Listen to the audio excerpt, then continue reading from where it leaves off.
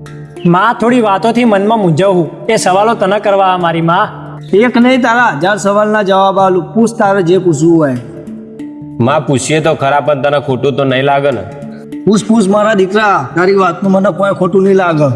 જો માં, તું સાચી, તારો ભૂવો સાચો ને તારી બધી વાતો સાચી, પણ ચો સુધી આ કંકુ હાથમાંથી ગેરવે માં. એટલે તું કહેવા હું માગી બેટા?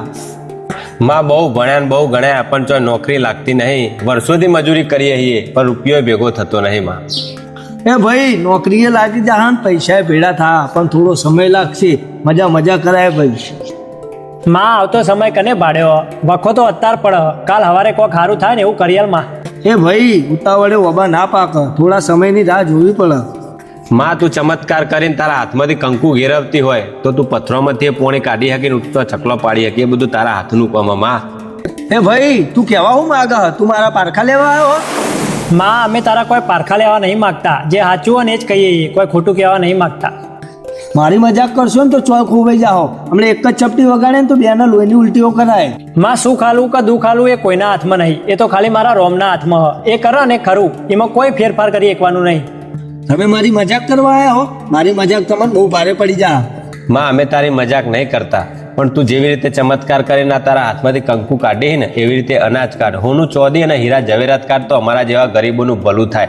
આ તારા કંકુના ચોલ્લા કેટલા દાડા કરીશું? આ તારે કંકુથી અમારું પેટ નહીં ભરાય માં. માં, તે કીધું કે ઉતાવળે ઓબા ના પાક, પણ જેને ચમત્કાર કરવો હોય ને એને કોઈ સમયની જરૂર નહીં હોતી. મરી ગયા પછી મોંથાળ બનાવીને ખવડાવવાનો કોઈ મતલબ નહીં. તમે જે હાથમાંથી કંકુ કાઢો ને એની જગ્યાએ દુનિયાનું ભલું થાય ને એવું કોક કાઢો માં. બાકી આ કંકુ તો બજારમાં 10 રૂપિયા મળે. એટલે કોઈ હું ખોટું કરું? કોઈ ધતંગ કરવા બેઠો?